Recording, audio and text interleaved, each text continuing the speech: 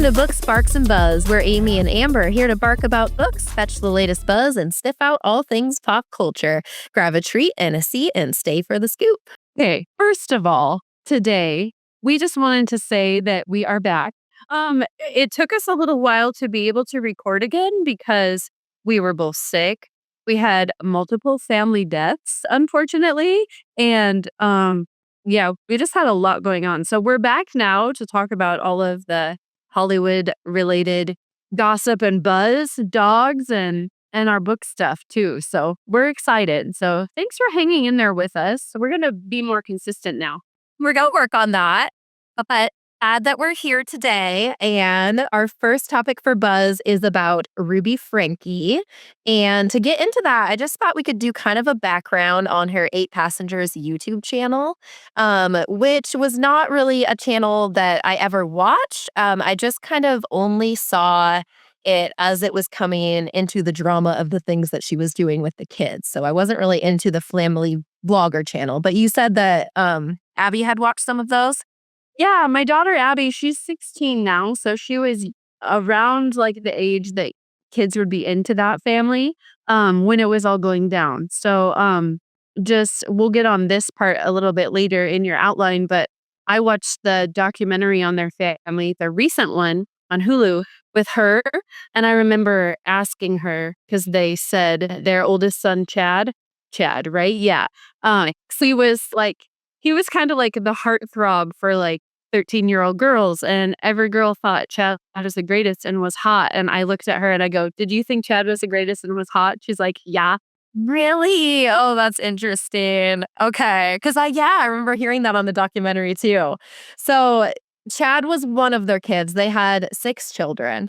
And I've heard people say this before, but I feel like the 8 Passengers name is just really dumb because how does that even work? There's 8 of them, but you're not all passengers. But anywho, um, but yeah, so Ruby, her husband Kevin, and then their 6 children make up the 8 for the channel. And I think what's really interesting about this is there's quite a few family vloggers, and there certainly was, like, as this Frankie family was coming up and everything. But they were pretty huge. I saw that as they were gaining popularity, they reached 2.5 million subscribers and 1 billion views by 2020. Gee. So, yeah, they had a pretty strong start there, but it wasn't until about 2020 that some of these concerns about their parenting methods started really showing up in the family vlogs, and especially her strict parenting techniques. And I think this one, if I'm remembering right, was also in the documentary when they made Chad sleep on the beanbag for 7 months. Did you see that part? Yeah. And in the full video where they were recording talking about it, which apparently aired to their channel, or they put on their channel, him and Ruby were sitting there talking and he just brought it up. Like, well, I just got my bedroom back. And she goes, I don't think our viewers know about that. And so then they shared what had happened. And then it was just like all the comments you see after that are like, you guys are crazy. Yeah, it really seemed like it took a turn after that moment happened. And then part of me is kind of like, did he say that, like, knowing that that would, the son say that, knowing that that may be a cause of happening? But then she still also chose to post it. So, because I don't think that wasn't like a live thing, right? That was like a recording that she posted later. That's what I thought too. Yeah. And then, yeah, exactly. I had the same thoughts. Like, why did she not edit that part out? Or Right? And was almost like kind of laughing about it, like, oh, so silly. And so that piece of information came out, and that was when I first started really hearing about them more because there was so much controversy around that. And that the other big thing, I can't remember how old the daughter was when this happened, but I want to say like really young. For some reason, I'm thinking like preschool age. But her young daughter being sent to school without a lunch. She forgot her lunch at home. It was supposed to be like their job to, I don't know if they packed the lunches, but like to get all of their things ready for school and have them all together. And she had forgotten her lunch, and the teacher called to let Ruby know that. And Ruby basically said, like, we're not going to bring her a lunch. I hope someone shares with her. And she learns the lesson to like be better prepared or to be more responsible or whatever. But she's like 5 years old. yeah. Yeah. So that part a little crazy too. Another daughter. was her youngest daughter. I don't remember. I think, like, obviously, Ruby and them were not careful about, like, not disclosing names, but I think since then, there's been, like, a lot of sheltering over the names of the younger children. So, I mean, Sherry was, like, the oldest daughter, and then there was Chad, but because the other ones are, like, underage, I don't really hear about their names as much. So, I don't yeah, I can't remember the name of the youngest daughter, but, yeah, it was her that that had happened to. They blurred out their faces in the documentary too, Right. and have been doing that recently, I see or notice, yeah. Right? Which I think is so interesting because, like, obviously, so many people, like, have learned so much about, like, the consequences of the family vlogs and the things like that. Yeah. Even the people that made the documentary are being more protective over the children than, like, the Frankie family really cared to be. Right. Something I thought it was interesting too, also that Abby told me was the 2 older kids, Chad and Sherry, I guess for a while because they were like best friends, always together, doing stuff together all the time. So for a while, some people questioned, like, is there something like romantic going on between those two? And they had asked Sherry about it or Chad about it, I believe, one of them. And he said at the time, no, we were just all that each other had. And that was just like, that hurt my heart. It makes me kind of sad right now. Yeah, that is really sad. Yeah, because I don't remember, like, what specifically the ages were, but it feels like they were maybe, like, a little bit older than some of the younger ones, and, yeah, that would make sense if they're just trying to get through it with each other. Right. Oh, yeah. So, then moving on a little bit, like you had mentioned, people after those 2 events, the beanbag and the lunch, um, were very critical of their channel. They saw, like, a big decline in their channel popularity. There was more controversies, losing their subscriber count, lots of things like that. And I think as we saw, because that was happening in the documentary as well, and I think there was, like, a lot of stress basically involved in that was playing out in the household as they were kind of losing so many things because of, yeah, these issues. And so then that leads to, Ruby and Kevin kind of entering the connections company. I don't know, what would you even call them? Connection. Yeah. What is Like a gosh, I don't know. Well, she claims, for Jodi, she's claims to be a therapist, mental health coach, and it's her company of connections. But what kind of came from that was Ruby, I think, understanding that, like, okay, our family channel isn't going to work anymore. There's too much controversy there. People are starting to move away from that. So then her and Jodi build this video channel, Instagram, all the things called Moms of Truth, and start offering up parenting classes, which wow, to that. what a way to go. I know. My gosh, and some of the things that they say, and I don't know about you, but through all of this, my wondering is like, "Hey, but what about the dad?" I know, me too. Yeah. Um, I keep and I asked Abby this too, like, did he not know what was happening? Because he was obviously there the entire time. He clearly didn't wanna be part of, like, the family channel in the beginning, but I think maybe he warmed up to it after he saw it doing so well and stuff. Um, but yeah, that's the part I didn't understand is with, like, the abuse coming from Ruby, where did the dad play a role in that? Because I know that later on, and we'll probably talk about this too, after Ruby and Jody got super close, then they basically could just kicked Kevin out. Yeah. And he didn't have any access to the kids or anything. So I don't really know for sure if like the full on abuse was happening in front of his eyes or like escalated more so after he left. Right. Yeah. I think what was crazy too after they, kicked him out and everything because also, didn't they kick out him and the son kind of together? Or that's what it seemed like in the documentary, at least.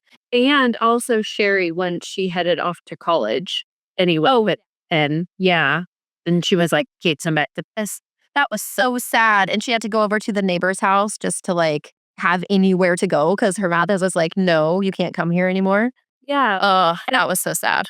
In the documentary too, that neighbor had stated that, she went with Sherry over to Ruby's house, and Ruby was like, "No," telling her, "No, you can't stay here, you need to leave, blah, blah, blah." So, They leave, and Sherry pulls up a picture of her mom on her phone and shows it to the neighbor, and she's like, "This is my mom. That woman wasn't my mom." All of this just, like, heart-wrenching stuff It to these poor really kids. is. Well, even too, when she was still allowed in the house, but came back from college to basically like Jodi is living in her room now and is like taking that all over. And I'm like, that is just so weird. That was the whole weird thing too, how you were kinda leading into, like, where Jodi and Ruby started connecting with their Yeah. moms of truth thing, but then that really started to become, like, a relationship between them 2, whether it was, like, romantic or platonic, whatever it was. I feel like the goal from Jodi from the beginning was to get all of the men out of the house. So, then she moved in there, and then was it after that that no, it was before that. She was out at her house, and she kept telling them, like, "I keep seeing these people in black hovering above me," and all of this stuff. Hmm. Yeah. Yeah. So that was when they then brought her out of her house to live with them. And After they tried to perform exorcisms on her. yes. Yes. And then the craziest part to me was because then, she kept still having these moments at night or whatever she was claiming was happening. And oh, then Ruby has to sleep in the bed with me. She has to be close to me. But okay, that was crazy alone. But wasn't that happening too? While the husband was still there? Like initially Yes. Mhm. Yeah. Yeah. And I just he, like, slept on the couch or something. somewhere else. Yeah. Or in like Ruby in his bedroom, maybe too. I don't know. Because she was in Sherry's room. Jodi was. Yeah, that's right. Oh my god. Yeah, See, so crazy where I'm just like, is this guy is he delusional? Is he brainwashed? I don't know. Because what's so strange to me is like that all of these weird things are happening in your house. You leave the house, but then you never check up on your kids again. Like that's the bad that got to me. yeah, and I'm thinking about, like, my husband or anyone's husband I know, or Jake or anybody, if they were like, "Get out of my house, you can't see our kids anymore." They'd be like, not happening, woman." And also, and you gonna try to like fight that in court, like have some kind of custody situation brought in. Like, I mean, even Kanye and Kim are, like, doing that right now, and they're not the most stable parents either. So I just don't get that. Like, was it just so entirely brainwashed by Ruby and Jodi or whatever? But goodness. I feel like when I was watching the documentary with Abby, there was so Jodi had her connections thing, but then she shifted it to start to, like, talk to not just women, but couples too, and Ruby and Kevin became, like, a big persona for that business, and, he mentioned that, like, at the beginning, they do these Zoom calls, and it was all these men, and it was just the men, and she's talking to the men and like super empowering Kevin and then telling everyone like, you need to be more like him. He does this, blah, blah, blah. But then as it progressed, she started completely manipulating him probably and just making him feel like crap and that he wasn't doing enough in his family. And as a man, he wasn't being a man, he wasn't doing enough for his wife. And so I started to kind of feel like over time that would definitely like deteriorate your mental self. And he probably felt like, well, maybe I'm not good enough. And because she told him, you need to get out of the house so you can go better yourself. So there is a like, I don't, I don't really understand that myself because I feel like I'm not in that kind of position where I'm like not mentally chopped down to where I would be like, I'm not good enough. I guess I need to go fix myself so I can come back better for my family. But maybe he was. I don't know.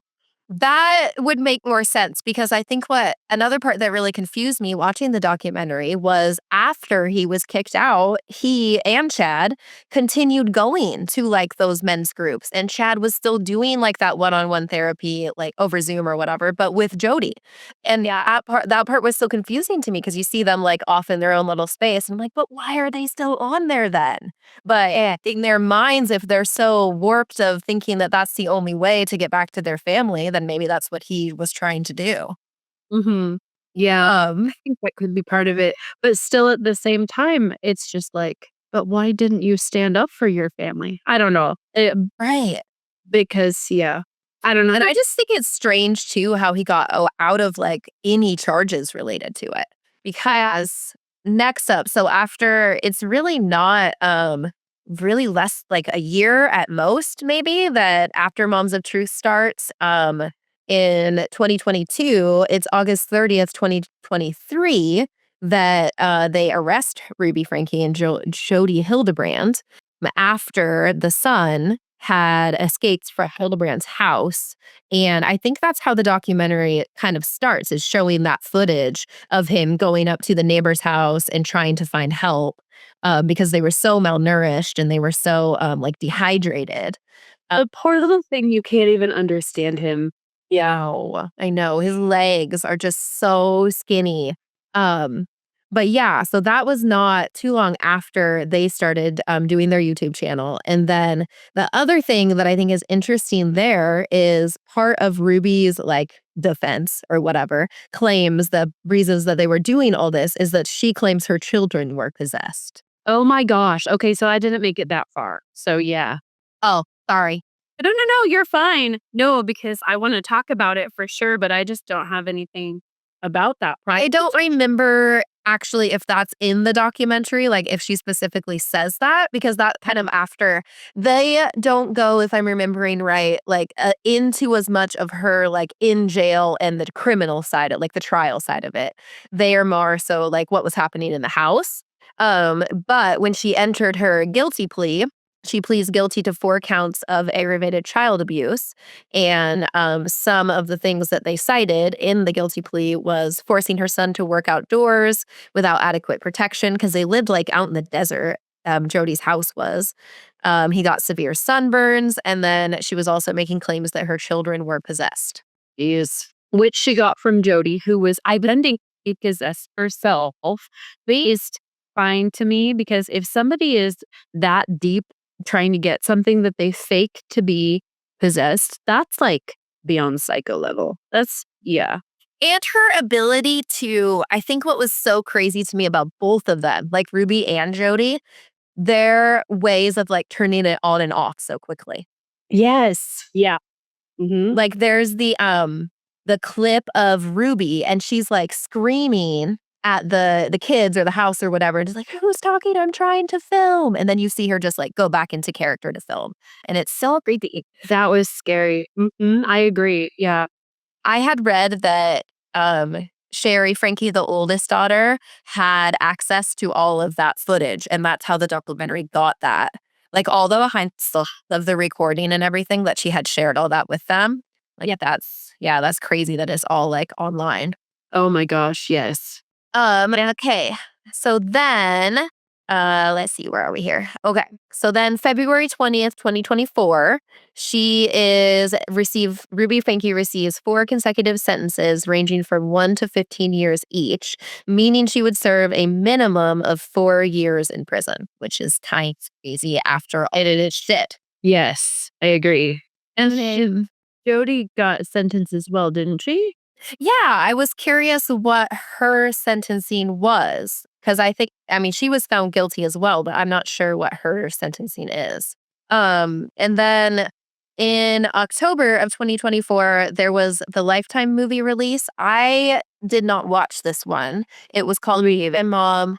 Yeah, Mormon Mom Gone Wrong, the Ruby Franke story. And part of the reason, because I was very interested in this case and everything that was happening. But part of the reason I didn't wanna watch it is because, the people that made it didn't really talk to the family at all. Oh, okay. So it's a lot of speculation. I think so, yeah. So the children weren't consulted about it, and things, like, could have been put forth that weren't necessarily true in it. Yes, and that reminds me because shortly after I watched the Hulu one, or most of it, I went on Instagram and did a Sherry Franke deep dive on her like profile just to check out stuff, see where she is now and everything. And one of her posts was mentioning that one about like that wasn't even nobody consulted the kids about that. That not a lot. That's not factual. Yeah. And I think, yeah, that's definitely the big difference between that one and the Hulu one. Devil in the Family, The Fall of Ruby Franke is the full title of that one. But I think the big difference there is how much the kids were involved. Like they were in the interviews, like I had said, Sherry had given all the footage. And then they also did, like we said, too, a good job of blurring the younger kids who, weren't going to be involved in it. They even interviewed Kevin in that one. So I think that very much trying to get the full story from everybody who was involved in it. I was like, how was Kevin seen as innocent in all this? It's my next question. Yeah, me too. So it goes into that for a little bit because I was enraged. Oh, yeah. And then I was wondering, oh, this was the other piece I wanted to talk to you about this. Okay. Oh, they have one of their daughter's names is Abby. Oh, cute. She's 18. Oh, they're close. That's cute. Anywho, one of the other things I wondered about it was where all the kids are now, because I had heard there was evidence of Ruby was saying that the younger boy making claims that he had like touched the children or the other younger children or family members inappropriately, like in a sexual way. Oh, And so that he was then going to be separated from all the younger ones who went into like child and family care services type of things. And they were looking for like foster parents or their father, if they could, for all of them to be together. But since she had said that Russell was allegedly doing that, then they couldn't be put together anymore. So he was like basically separated from the rest of the children, I think. oh, Yeah. And I mean, who knows if that's true or if that's her, trying to throw in another wrench. Yes. Yes. Especially because he is, I mean, if that's true of the getting the men out of the picture, he is the other boy. Separate him somehow, I don't know. But the base thing that I'm thinking from all of this is like the impact and the trauma and the effects of all of this on those kids. Oh my gosh, yeah. Like, I cannot even imagine the things they would have to deal with. And even like the older ones, like Sherry and Chad, almost having like a survivor's guilt to some degree because they were kind of out of the house by then. And, maybe similarly to Kevin, like didn't really know what was going on there and couldn't really help with it. But knowing that they weren't part of it, but their other siblings were like that's just so crazy. It is sad, and it makes me wonder too, because 'cause isn't there quite a gap, like we were saying, between, like, Sherry and Chad and then some of the younger ones? Like Well, I have thought so, but then I'm looking this up here. So I guess between the youngest and the youngest is 12 and Sherry's 21. So youngest and oldest have 9 years in between them, but they're kind of like a couple years spaced out in between, I guess. yeah. So I was wondering, like, was there a little while where she just had Sherry and Chad and things were normal? Or if all of this kind of started because she just kept needing more and more popularity with the people. Right. Yeah. Just seeking new ways to have people listen to her, basically. Her body needs to like just be talked about because sometimes people are like, I don't care what they're saying. I just want my name to be out there. Right, right. Yeah, and I think too, because especially when they initially had their 8 Passengers channel, it was very much like, "Look at our nice perfect family and our nice house," and, kind of that image conscience state conscious? Image conscious. Yeah. Did you see in the Hulu documentary too, there were some little clips where they showed of her like being questioned or like being held in the jail or something like that. She she doesn't have all her makeup on. Her hair is brown and it's not dyed. She she actually looks like she looks really good, but you can see in her face there's something evil back there. Well, is that right? And is that the part where they were asking her questions and she just refused to say anything? Yeah, and then she says she needs her lawyer. Mhm. Yeah, yeah, okay. Because I think Jodi was different. Jodi was talking to them. Oh, trying to, like, play it off as, like, that she was, like, really put together and I don't know how this happened type of thing, but Ruby was just like, "I'm not saying anything." Yeah. Oh my. Creepy. It was really creepy. Yeah, I agree. I wonder how all of that just unfolded, you know? I mean, just like how it went from it just fell apart. It just And, like, really quickly too, and I think what's so crazy about, like, things like this is they're happening, like, in front of our eyes, like, we see the downfall because it's all online. Yeah. Yeah. And it crashed hard too, because I remember in one of Kevin's interviews, he said, like, they were making thousands of dollars a month, like, over $10,000 a month. Oh, and summers look crazy. Yeah, from their YouTube. And then when that just all, like, hit the fan, I think she was like, "Nobody's watching us anymore," and maybe freaked out. Well, it's clearly freaked out. Right? Oh my goodness. Yeah. So, and then the last thing I have for this one is just the memoir by Sherry Franke. So, going along, kind of with our books, I have not read this one, but it is on my list to read. Literally. Sherry Franke wrote The House of My Mother, A Daughter's Quest for Freedom, detailing her experiences growing up in the Franke household. So we're curious if anyone has read that and what they thought. And then, yeah, we definitely want to get our hands on it too. Yes, in my, psychological thrillers Facebook group, somebody posted that that was one you need to read. I was like, yeah. So it sounds interesting, and I'd love to hear the story from her perspective. And she's also, I saw that she had gone to court to fight for, like, children of YouTube channel families so that the parents would be required to, like, set up a trust for the kids, and then they'd get money from being in the videos. I don't remember. I think it ended up passing or something positive was going with it. So that's pretty cool.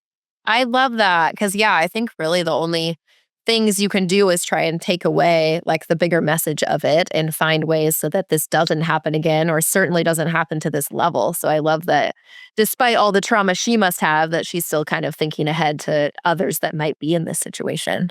Exactly. Yeah. And I think it was like she got engaged and it was like last year or something. Oh, I didn't know that. She posted a picture on her Instagram of her ring, and she was like, "I wanted to let you know that I just got engaged, and I also wanted to let you all know that this will be my last post about my personal life. So, um, anything else that I'm just gonna live my life, and this account will be just of other things that I'm doing, but I'm not gonna tell you about my day to day anymore," because she really did, like, even throughout all of the stuff happening. And you can kinda see the shift in it too. It's like when she's younger, there's lots of posts about like, "My mom is so great," and blah, blah, blah, and then afterwards, there's nothing about her mom. If there were any pictures on her Instagram ever with her and her mom or of her mom, they all got deleted. Really? Because I noticed too in the documentary, she didn't call her mom. She was calling her Ruby. She calls him Kevin too. Yeah, so, uh, there's gotta it's gotta be strained between her and her dad too, because she's probably questioning, like, "Why did you just leave?" Right. Yeah. Yeah, I bet. Oh, and the one more thing that I wanted to add about when they kicked Kevin out and he was like, "Okay, I'll leave," and he's hugging all of the kids. Ruby is standing there taking pictures and laughing of him hugging the kids goodbye and crying, and they're showing the pictures, and he's got his arms around the kids, and he's clearly upset. Yeah. Oh my gosh. Yes, she just wanted to film everything, especially it's like that we get a big reaction. Yes, and he had mentioned in his interview about that all he felt like she was thinking in that moment was, "This is gonna be great content." I'd like you to see. I bet was. I feel like there is just zero empathy there at all with her. Oh, yeah, yeah. Ugh, gross. So do you have any more about Sherry's memoir? Or have you heard Um, anything? I have not especially, no. I was curious if it's oh, well, I mean, like you said, because it's from her express blah, blah, blah, blah. Because it's from her I can do it. It's from her perspective exclusively. Words are hard some days. Oh gosh, I'm sick. Say brewery or rural without making all the syllables. But my family will tease me all the time, and they're like, Of course, yeah. "Hey, you know what would be great, mom, is a rural brewery. Can you?" Oh wow. Oh, goodness. No, I have not heard too much about it, but I was wondering if there would be anything that was different between it and the, Hulu documentary just because The book is more from Sherry's perspective alone, from what I understand at least, so I wonder if she has any different takes on some of the things that happened. It's a great title. What is it? The House of My Mother? Yeah. That just sounds scary. It does. It does. Yeah. Yes, and even her saying that is, like, kind of puts the dad out of it too. Yeah, true. It was a bestseller, like, what was it, like, New York Times bestseller or something like that? Sure. Yeah. Yeah, people are very curious about this story and everything about it, I think just because well, one thing that's so intriguing to me is, like, when you see them in the beginning and you see this, like, happy, normal, regular family, and then just the de-escalation of it is just so much like you never know what is going on with people or what's Right. really going on in their houses, and had she not recorded everything, we might not have known this either to Yeah. some extent. Mhm. Yeah, I wonder how Sherry got access to all of that. I don't know, but Yeah. I think she did. No, right? And I love too that she's just like, "Nope, take it all," Yeah. not trying to save face or anything, like, "Mm-mm, this is what she did." Mhm. Yeah, Yeah. yeah. I wonder too if they'll ever, like, meet and talk again, or if they're just as adults, you know? Right. Not like mother and daughter or friends even, but just like Some kind of closure or exactly, yeah, if Sherry even needs that, maybe she feels like she already got it when her mom went to jail, I don't know. well, Mhm. I didn't realize she didn't get like, I thought she had a bigger sentence than that. I thought she was getting in jail longer. So now I'm kind of curious, like, okay, if she's getting out in what did was it 4 years? I feel like it was let me just look really quick because I feel like it might have been longer than that, but I don't know. Maybe that was, like, the minimum or something, I don't know. Yeah. I'm trying to remember what her name is. Oh, there we go. I was gonna put Jodi for some reason. Um, okay. So she was sentenced to 4 1 to 15-year terms. Ew, so 4 to 60 years would be the range there, okay. I felt like it was, like, multiplied by something, but I could Right, because she had, like, separate counts, but each would be a sentence or something like that. I wonder then how much she'll end up actually having to serve then. I know, me too. It I don't know how it is officially in prison, but usually you hear that people who mess with kids don't get treated very well. Yes, I've definitely heard that, yeah. I wonder what it's like for her in there. Then for oh, wait, that's Ruby, and then I was just trying to Oh, look yeah, what is Jodi's, charges? for 1 to 15 years, so pretty similar. Same. Mm. Yeah. That kind of just shows too that how much of that started when Jodi became involved because they're giving them the same sentences. Yes, and didn't the whole one-on-one over Zoom therapy with her and Chad start around the time that they made him sleep on the beanbag? Yes, I was also just remembering too, didn't they send him to like that wilderness survival day thing too? That Yeah. and I maybe I'm making this up or remembering it wrong, but was that at Jodi's suggestion? I can't I remember. think it was. I think it Oh, was, yeah. I think she had said, "Oh, there's so much evil in him, send him to this camp," or whatever. Once again, trying to get him out of the house. Yeah, oh, yeah, huh? But then she's like, "How do I get Kevin out of the house?" Make it feel like total crap and Like, he's the worst, yes. for him to What was his, big crime? I'm trying to remember. Chad, why did he get his bed taken away? they I think it was just for doing normal things that, like, That's a young male boy would probably do. 'cause I thought it was, like, pranking his brother or something, like, some silly and what kids would probably do. No. Kissing girls. Like, Oh, I yeah. remember that was one of the He had to admit to that too and, like, he had to tell his mom or something, right? Yeah. As he told Jodi in one of the sessions, and he's like, "Gotta go tell my mom that I made out with girls." right, What? and possibly watching porn, but I don't remember for sure. But because it was like, I watched this in my mom's house. Yeah. Ah, okay. Okay. I couldn't remember. I'm like, I know it was a very, like, frivolous things, but Yeah. But in her eyes, she was probably, "Oh my gosh, you're the devil." Yeah. yes. Oh, she freaked out just about, like, the kissing alone, I think. Yes. Mhm. Because originally they were Mormons. Mhm. Yeah. Crazy. Scary stuff. I don't have any more about the book. Do you? Do we wanna I don't talk it either. yeah. Wanna do the, dog? Yeah, sure. Yeah. Um, so today for our barks portion, I just had a story that I needed to share, and I just wanted to ask all of you, and you too, if you feel how intuitive dogs are or just how intuitive different dogs are, like with their personalities. So over the past couple of weeks, one of the family members who passed away was our father-in-law, was my father-in-law, so my husband's dad. Um, and after that all happened, he had a lot of stuff in a storage unit that we needed to go. Basically, what we did is just went, cleaned it all out, and moved it into a storage unit that was closer to us so we could go through it, see what family members wanted to keep, see what we needed to get rid of, all of that. So we have all of this stuff that we need to go through.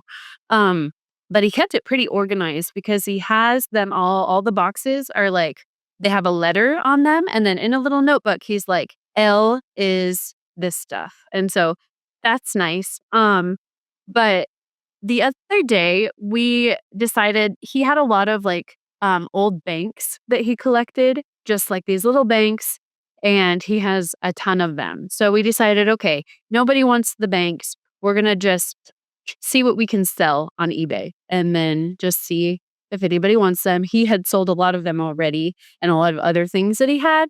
Um, and so I swung by our storage unit, picked up 4 boxes, brought them home, and then just brought in one of the ones that said banks and then another box. I don't even know what was in it really, just some miscellaneous stuff it looked like. So we decided to open up the banks one, take all of the banks out, and then just set them, like, over by our computer desk and then on top of our fireplace to just see what we had. Abby's gonna go through them and see how much they're worth now, stuff like that. So, it was kinda late. We left all the banks out in the living room overnight, as well as the box with, all of the unpackaging paper in it, just sitting in the living room and that other box. So, everybody goes to bed. It's fine. Dogs are in bed. About 1 o'clock in the morning, Abby comes into my room and she's like, River, our yellow lab, he's almost 9. She's like, River is freaking out. I don't know what's wrong with him. He's like panting, pacing, he's full body shaking. I'm trying to get him to calm down, but nothing is working. Um, and so I said, "Okay, you don't worry about it. You go to bed because you have school to get to in the morning. I'll take care of him."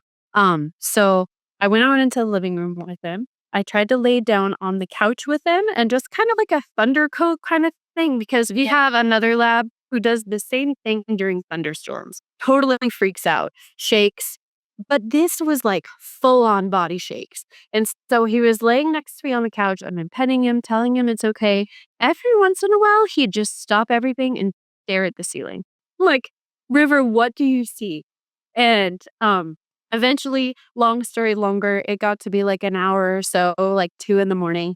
At the time, I remembered, like dogs are so intuitive. And then John, our son, is off at college. It was like, oh my gosh, does he sense that something bad happened to John? So I text John at 2 in the morning and I'm like, weird question, but are you okay? Thankfully, he texted back later that morning. He's like, I'm fine. Why? So it wasn't that, thankfully. But long story, even longer, I decided to just put him in our youngest dog's dog kennel and just see if that would help him settle down, stay in one spot. So then I did that. I went back to bed, got up in the morning. He's pacing in the dog kennel, shaking, freaking out. Now, mind you, right next to him are all of these banks that are laid. Right. And I just kind of got to thinking, River, what is it? Are the banks scaring you? Is it the box with the paper in it? Is there some sort of weird energy attached to these things that is just freaking you out? So I tell my husband, I tell Rick, and I tell Abby, I'm like, I'm just going to see if it's the banks and I'm going to put them all out in the garage, take the boxes out. So I'm taking all the banks out. Oh, at this point, he had gone outside, laid down in the grass, and wouldn't come back in. He just like it's light outside now, so he did the same thing the night before in the dark, but I like made him come in. So this time he's just laying out there in the grass and he would come up and lay next to the house on this little rug we had by our front door and just stay there, lay there, not come inside at all. And so I started moving the banks out to the garage. He's laying on the little rug. He sniffs the banks as I take them out, and he comes up and sniffs all of them, and he's okay. By the time I got all the banks out into the garage, the box is out into the garage. I call him into the house. He runs right in and starts eating his food. Totally fine. No more shaking. Nothing. No pacing. No panting. That is paradigm crazy. Oh my gosh. The weirdest part is, though, it was only him. It didn't bother any of the other. Yeah, okay, that's what I was wondering. Just him. Yeah. So I was like, did you like eat something you shouldn't have? And so I'm Googling, can dogs eat pickles? Because I gave him Precimus earlier. And yeah, it was just him. And then I'm trying to think, like, out of our dogs, who had the closest relationship with. Okay, because that's what I was gonna ask. Yeah. Mhm. Yeah. He liked our littlest dog, Bo, probably the best. But I mean, we have had River for about the same time we've had Bo. So he also knew Bob pretty well, knew his smell, all of that stuff. The other two Chocolate Labs probably wouldn't have cared. Like they had seen him here and there. But yeah. Also, too, I would think that the one that would be closest to him would be the one that would start to freak out the most. And that's Bo, the oldest one, the little white. Yeah. But River's a very, very anxious. Things scare him. He doesn't like to be alone, but then sometimes he's like, leave me alone, and he has to go be by himself. He's when we took him to the vet, they said that Abby was his emotional support human. Oh, that's cute. Yeah. So I don't know. I don't know if it was just like a little bit of, that scent, but maybe also sensing that scent wasn't here anymore. Perhaps it's something like that freaked him out. Yeah. I don't know. I have a hard time feeling like, a bad energy was connected to it that he didn't like. Because, I mean, it could have been from before Bob acquired the banks, but I don't know. Yeah. Yeah. Interesting. I mean, I feel like I've heard lots of stories like that, especially with cats. The cat, like if a cat is like looking at a spot on the wall, that's, like supposed to mean something's there or whatever. But just in general, that animals can be very intuitive about things like that. So we might have picked up on something. And that's just so weird though, that as soon as you put them away, he was back to normal. So strange. Yeah. And I wouldn't think like if he was still freaking out, then I'd be like, oh no, something's wrong with him. But the fact that they were all out of the house and he was fine. Yeah, something bothered him about, like in some way, bothered him about them.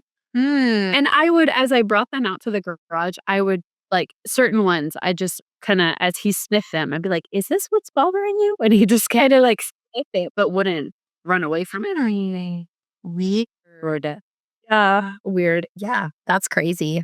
They are really intuitive though. It's just, and it's funny just to see like the different personalities where the one dog freaks out about thunderstorms and the other one freaks out about possible ghosts. Who knows?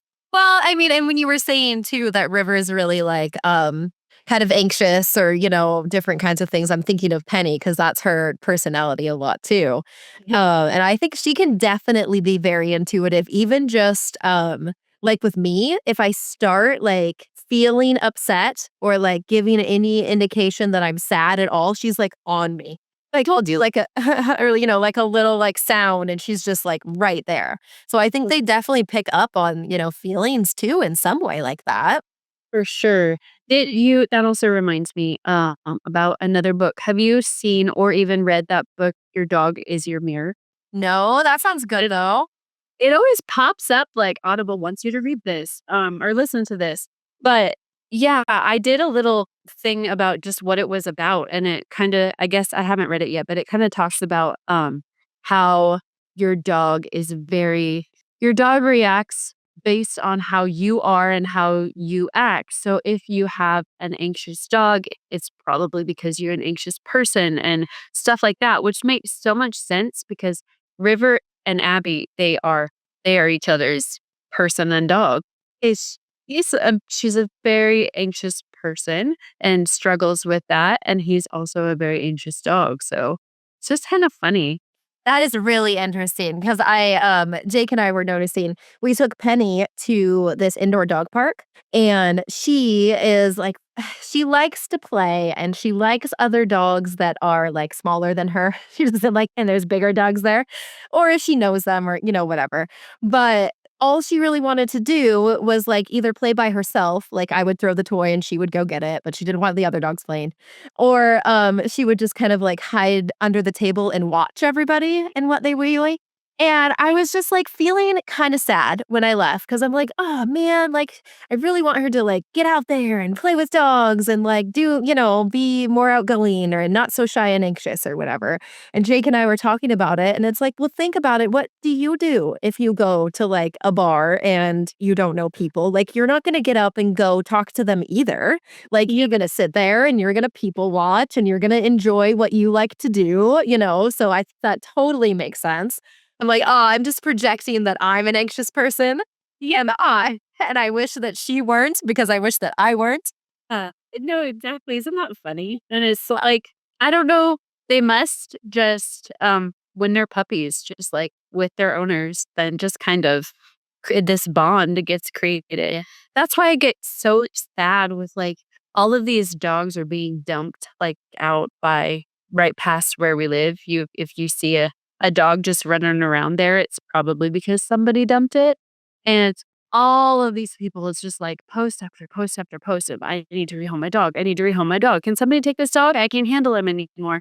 And some of them I understand, but others are just like, I don't know. It's sad. That is. That don't Bonded to you, most likely. right? They're like, "Where's my person?" Oh, that is so sad. I've gotta change it up on it. And for some of those poor dogs, it's like, who knows how many times they get a different or don't know, I wonder they act the way they do and don't trust Right. anybody. Right, especially, like, certain kinds of breeds and things like that, that if you don't, like, really work hard at training them, that can be difficult, and people just don't do the work and wonder why they're not good, Yeah. Yeah. It's yeah. And now I wanna read that book though, really bad. I Okay, wait, what's it called again? Something about a mirror. Your dog is your mirror? Your dog is your mirror, okay. Yeah, I'm curious about that now. Who the author is. It's, da, da, da. Your Dog is Your Mirror by Kevin Behan, Behan. The Emotional Capacity of Our Dogs and Ourselves. Oh, that sounds perfect for us. It's only 89 pages. Oh, it's a short one. Oh. Even better. Mhm. Oh my gosh. It's 89 pages on Google Books. It just pulled it up for me to read right here. Oh, is that right? I don't know if that's the whole thing or Hmm. interesting. Interesting. We have 2 books on our list now. Yeah. Yeah. What Ooh, those are okay, I was just thinking those are both nonfiction. I'm not usually a nonfiction person, but I could do a memoir that feels like, close enough for me. And if it's about dogs, then I'll probably do a nonfiction. Yes. Yeah. I am actually reading right now. Have you ever heard of the authors Christina Lauren? They're like the 2 women. One's named Christina something, one's named Lauren something, but they write their books together. Um, they're fabulous. I think you'd really like them a lot. But the one that I'm reading right now is called Tangled Up in You, and it's like a Disney spinoff of the Tangled movie, like with Rapunzel. Oh, sorry. I have to tell Abby about that one then. Oh, Dick girl, it's so cute. It is so cute. Like her thing, because in Rapunzel, she's locked up in the tower. She can't get out. Um, it is set at this like college in Spokane that Rapunzel, or her name's not Rapunzel in the book, but that the Rapunzel character is going to. And her parents are like trying to like make it so that she can't leave there type of thing, or like not leave home. She lives out on the farm, but there's these cute little tangled references and things, and it's so cute. We watched that movie a lot, like when you were little, and like you. I loved that film so much. It's like on my favorite still. There actually is a post. Sorry, go ahead. No, and then another reason why Abby loves you so much, you have daddies in them too. Maybe she knows this already. They're supposed to be making a live action one.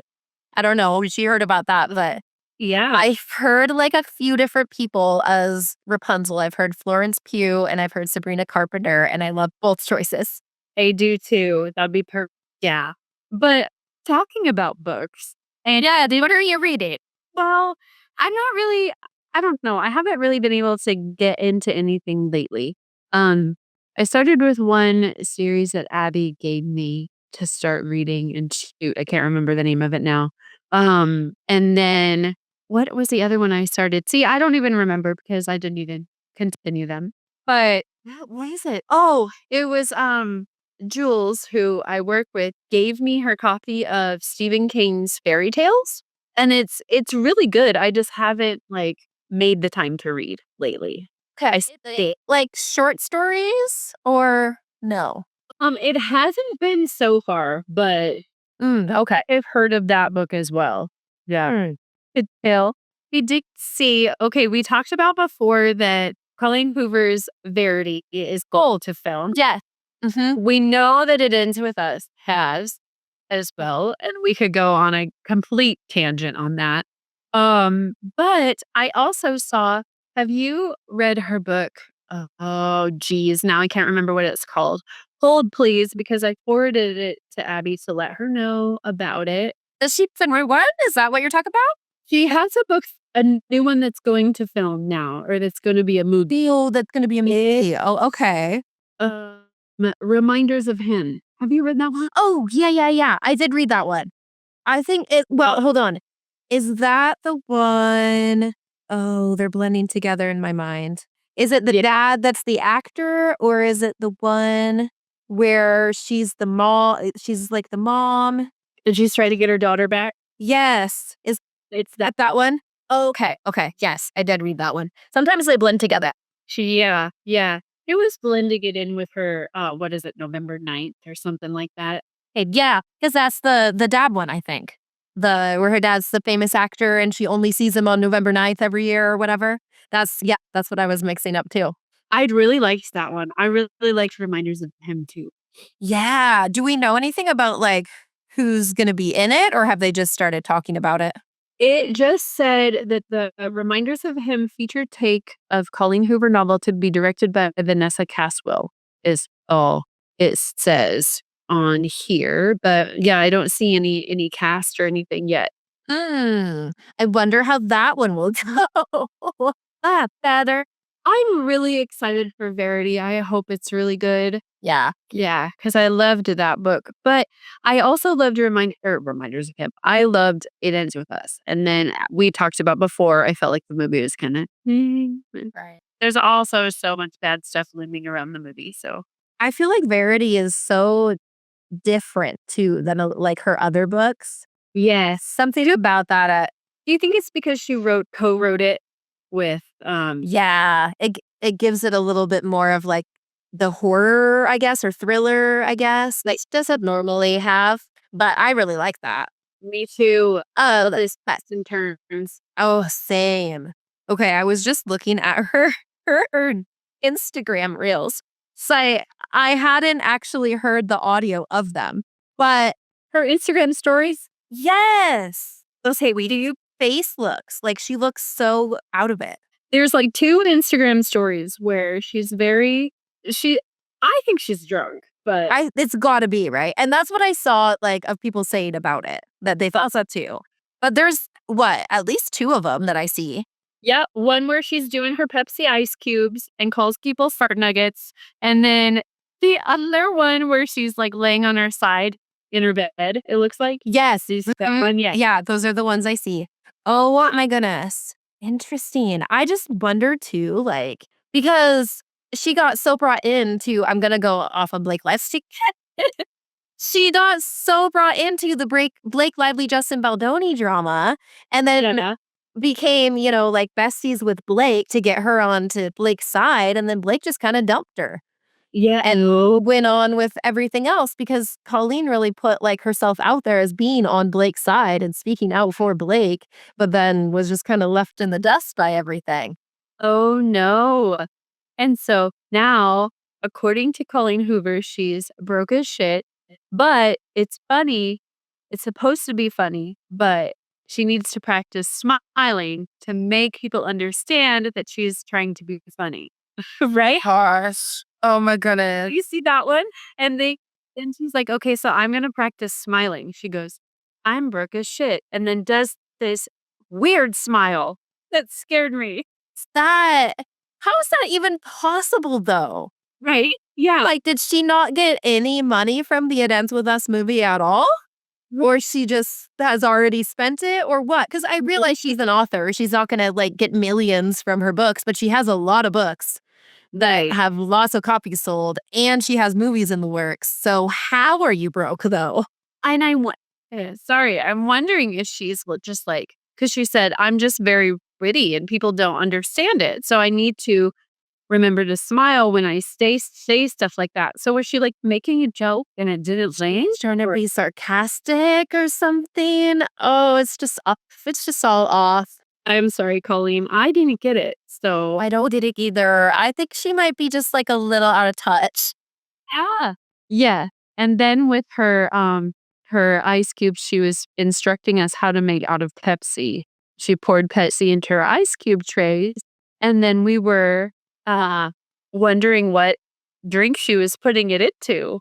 And if you watch the stories, you would think it was the same thing we thought. It's just, yeah, some sort of alcoholic beverage. Gotta be, like, a whiskey Coke or something, right?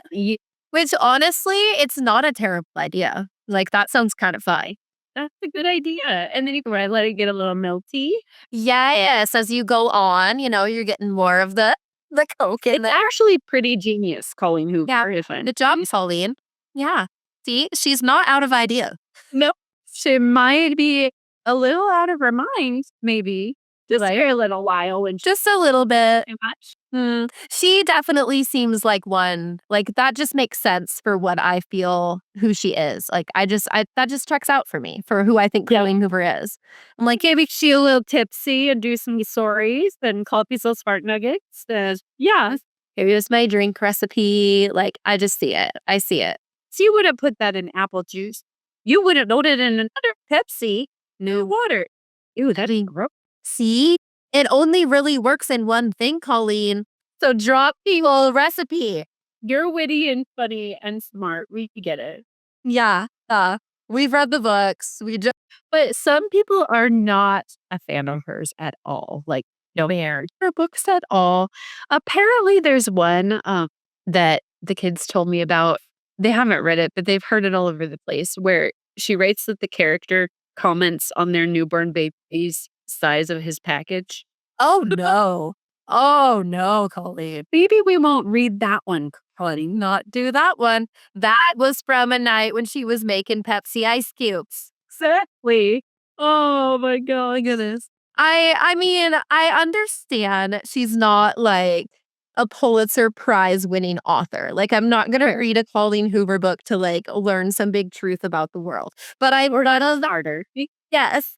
But I love how, I mean, they're engaging. They're they're compelling characters, the drama, the gossip. I love those things. You don't want to put them down. I love any like twists and turns. Yes, she does have some good, like, oh, didn't see that coming type of thing. I love that. Suspense. Yeah, and people call her books smut, but I don't think they are. I mean, I don't think, like, comparatively to some other things I have seen in books without warning, I think she's doing okay. Without warning. Like, I didn't know it was this kind of book. Oh no. oh gosh. We do want to know though, like, okay, do you know anything about the Eight Passengers documentary? Have you read Terry Frankie's book? Do you feel as if dogs are intuitive, and do you have your own stories about maybe some weird energies that they may have noticed or felt? And then also your thoughts on Colleen Hoover books and Colleen. Tell us all the things. And I also just have to add that I think that everyone should start a podcast with their sister because it's so much fun. I can't even say words anymore because I'm laughing so much. I love it. We don't live close to each other, really. We're in the same state finally, but we can't like drive to each other's house. It'll take a while. Yeah, we could do it, but I wouldn't be there till tomorrow. So it's really nice to be able to meet on Zoom and get to like just have that uninterrupted time to really talk. And Yes. we talk about things for our podcast, but something you all don't know is before that, we catch up with each other's life a little bit and just get to talk with each other. And it's super No. It's my favorite part. It's the best. nice. Me too. Yes. And I love it too because I'm like, oh, when we are talking about these things, you're like just as into it as I am. And we're like, oh, Ruby Franke. Yeah, Colleen Hoover. Gotta talk about it. All this stuff. Things. Finally. Yeah. Oh, good. I forget how we end. Did we end? Um, yeah, I think do we have an ending? I don't think so. I think we're just like, bye guys, see you next time. Love that. Love that. You're on the edge, you're right up on the pinnacle, standing